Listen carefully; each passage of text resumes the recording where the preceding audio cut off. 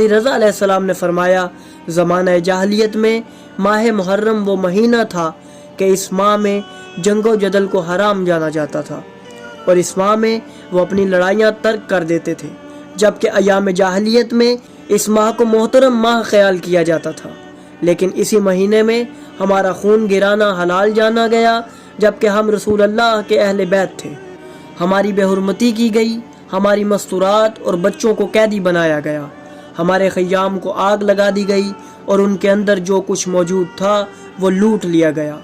इन लोगों ने हमारा भी हया न किया और रसूल अल्लाह सल्लल्लाहु अलैहि वसल्लम का भी, हालांकि हम उनकी आल में से थे। नाज़रीन, इमाम जाफ़र सादिक अलैहिस्सलाम ने फरमाया कि एक दिन उम्मुल मोमिनीन हज़रत उम्मे सलमा ने सुबह के वक्त रोना शुरू कर दिया।